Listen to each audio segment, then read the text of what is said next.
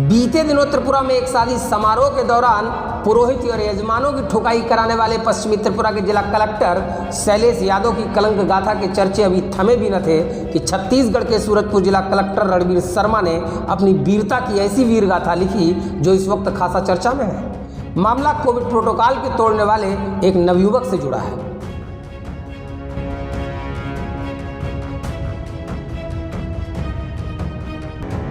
पहले तो कलेक्टर साहब ने बड़े प्यार से उसे अपने पास बुलाया और इस महामारी के बीच घूमने का कारण पूछा।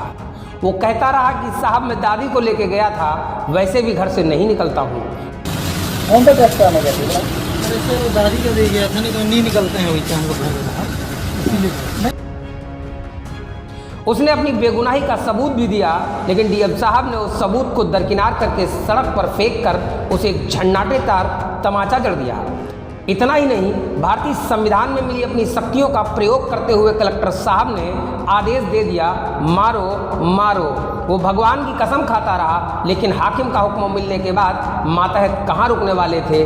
नतीजा, उसकी बेगुनाही का सबूत सड़क पर पड़ा चीखता रहा और मातहतों ने बेचारे की बम्बू मसाज तक कर डाली।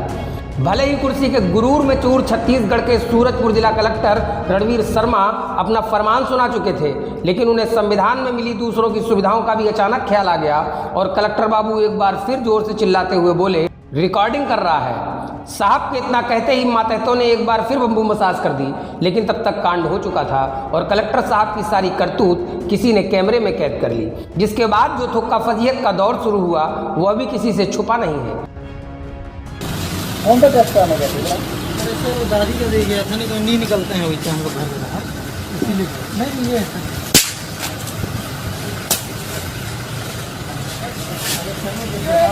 देख रहे हो भगवान टेस्ट करा के दिया था आपके सामने। ये रिकॉर्ड कर रहा है। कहाँ रिकॉर्ड किया मैं? अच्छा, फोटो दिखा रहा हूँ। भगवान की कसम में बोल दिया हूँ। भैया कहाँ गए? वो भैया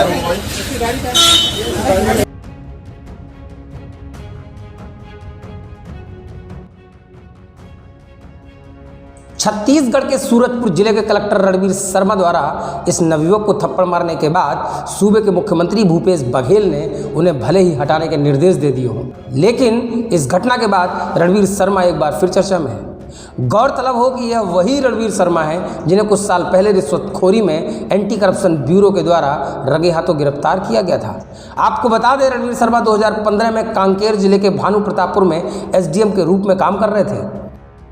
उस वक्त उन्होंने पटवारी से 10,000 रुपये घूस की मांग की थी और शिकायत होने के बाद एंटी करप्शन ब्यूरो द्वारा इस आईएएस पर कार्रवाई भी की गई थी और उन्हें उनके पद से हटा दिया गया था। 2012 बैच के भारतीय प्रशासनिक सेवा के अधिकारी रणवीर शर्मा की इन कारगुजारियों को देखकर ऐसा लगता है कि यह आईएएस केवल निरंकुश होकर अपने पद और गुरूर में चूर रहते हैं।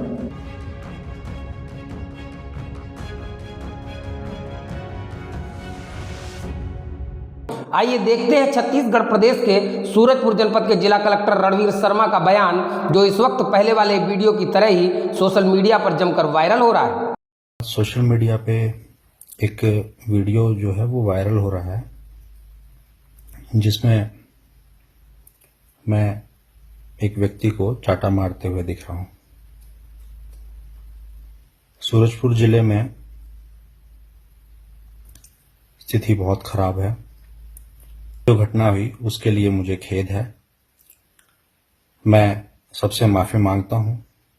मेरा कतई यह आशय नहीं था कि किसी का अपमान करना। जिन व्यक्ति का वो वीडियो है वो बाइक के ऊपर जो है वो जा रहे थे और मैं उस समय वहां मौजूद था। हमने जब पुलिस वालों ने और हमने जब उनको रोका तो वो रुके नहीं और हमें चोट लगने का डर था। जब उनको रोका गया तो उन्होंने कहा कि मैं वैक्सीनेशन लगवाने जा रहा हूं। उन्होंने एक पर्ची दिखाई जो वैक्सीनेशन से संबंधित नहीं थी। बाद में वो बोले कि मेरी दादी जी को मैं देखने जा रहा हूं।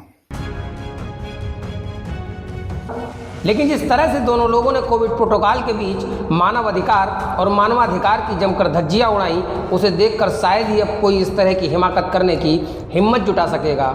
वजह देश कानून से चलता है, लाठी और रौब से नहीं।